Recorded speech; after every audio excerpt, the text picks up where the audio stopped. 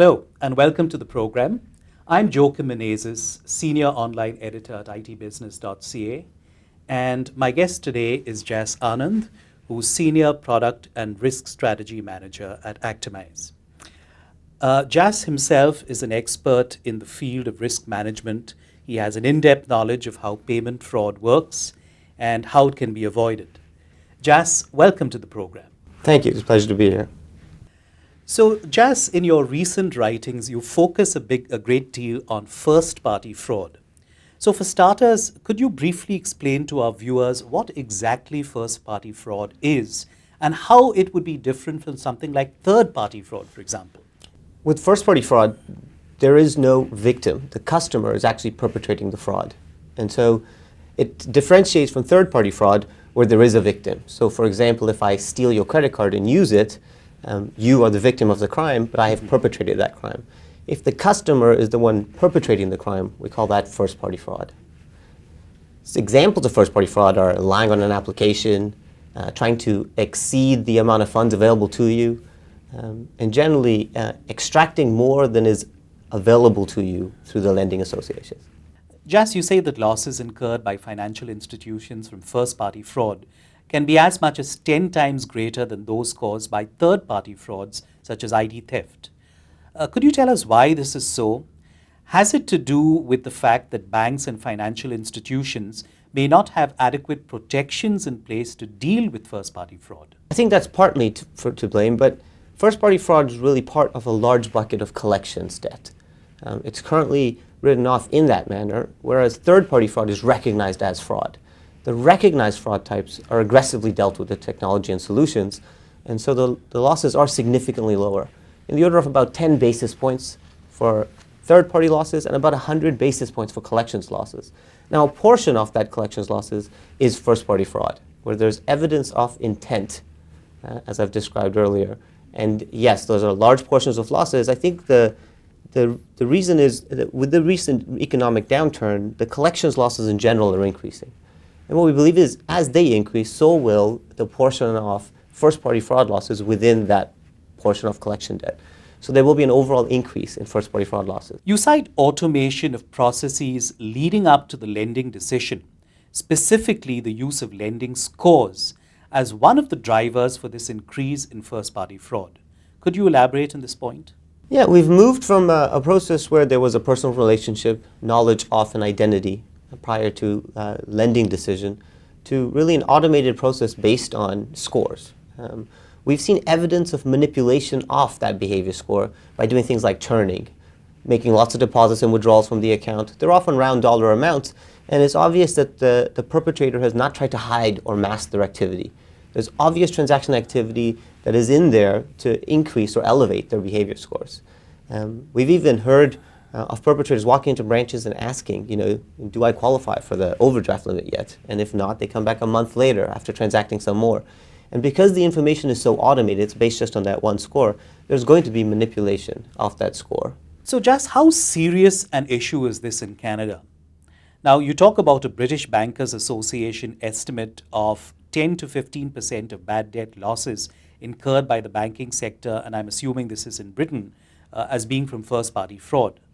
Would you say the same kind of situation prevails in Canada? Is it worse? Is it better? I'd say they'd be close. I think the UK environment is exposed to a larger extent because they have more transient people in the country, students, short-term workers, and a lot of bust-out behavior of extracting funds from financial institutions before they go back is from those types of people. We don't have as much of that activity in Canada, but I still think it'll be around 10%. The problem in Canada is it's not as well recognized. It's not reported individually. It's not categorized. So we don't really know what portion of the debt is associated to first-party fraud losses versus what is genuine bankruptcies or delinquencies by customers. Mm-hmm. So would you see this then as, an issue that needs to be resolved in Canada, better reporting? And can you also, in that context, then talk about some of the other strategies that would help combat first-party fraud, in addition to better reporting, I guess? I guess, yes. The first step would be to understand the size of the problem.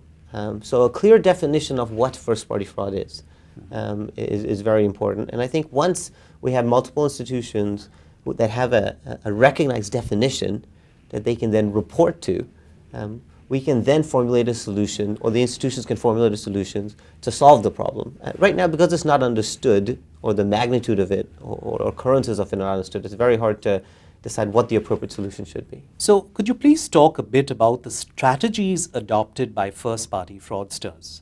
What are some of the common ploys that they would use to create and to exploit false identities? So synthetic IDs are a part of first-party fraud. And synthetic could mean that they've used their own credentials and altered them a little bit so that they could, in the hopes that they create a new entity. That new entity sometimes shares a lot of details with the real perpetrator, but sometimes is completely fictitious. First-party fraud does involve that, but it also involves people just walking into an organization, transacting at that organization and churning, playing obvious behavior with lots of transactions, qualifying for more products and limits, like a line of credit, like an overdraft, and then busting out, extracting those funds immediately and not paying the organization back. That bust out is usually done across multiple financial institutions, but for each institution, they'll see that activity once. Once they've removed those funds, we've also seen evidence of them extracting more than the limits available to them. So for example, if they have a $1,000 overdraft limit, they could pay in fake deposits and take advantage of the clearing cycle and extract more money than is actually available to them once that deposit does not clear. So they can have an account with an $1,000 overdraft being written off for well over $1,000, almost $1,500, $1,600, $1,700 in some instances. And so that additional loss, I think, is evidence of intent and can be used as evidence of intent to manipulate and to extract more funds than are available. Mm-hmm. So as I see it then, there are kind of phases to this fraud. The first is the creation of a fake identity. And this is done through a variety of strategies. And then what you talk about busting out, and that basically could happen with multiple financial institutions and generally done simultaneously so that this is not basically identified and tracked. Is that right? Yeah, well, so if you look at it from the eyes of a perpetrator, the first thing you need to do is get somebody to accept the identity that you've presented, one institution. If you get a credit card application, for example, in that name, that credit card now serves as ID to get multiple other lines of credit and loans. So, for example, if you go to get a store card, they usually just need to see a credit card and an ID. So that first institution or the first plastic that you get acts as an ID and allows you to then extend that credit across lots of locations, and so maximize the value of that synthetic ID that you've created. Okay, so you use one fake ID to create another and another and another, and then well, to use that same ID across multiple institutions and extend the credit. You note that when it comes to first-party fraud, behavior profiling doesn't work so well. Why is this so? So I think transactional behavioral modeling can significantly help reduce the size of the problem by focusing on the behavior of these customers when they first open their accounts. So, when they have intent to defraud, they're opening this account, and I described that manipulation or transactions that try to increase the behavior score. That's a leading indicator. So I think identifying that as different, statistically different from the regular population, and then not extending those individuals' credits as quickly. But if I might intervene here, I remember you mentioning in one of your articles that using past behavior as a kind of indicator doesn't work here because it's a synthetic identity. You can't go by past behavior. So, how would you use metrics then? So we would use behavior of a population of customers that we are known to be normal. So these are customers that have been on the books for a long period of time and have shown their worth. They're not these bust-out customers. And use comparisons against those customers' behavior. So that's your population of norm. You're not comparing against past behavior because there is no past behavior, but you're comparing against other people's behavior that are known to be genuine and saying, is this statistically different? And what we found is it is different. You can recognize these early transaction patterns and pull out accounts and then extend less credit to those accounts, and they still bust out. But the evidence that you've found it and reduced your overall losses is something we've shown.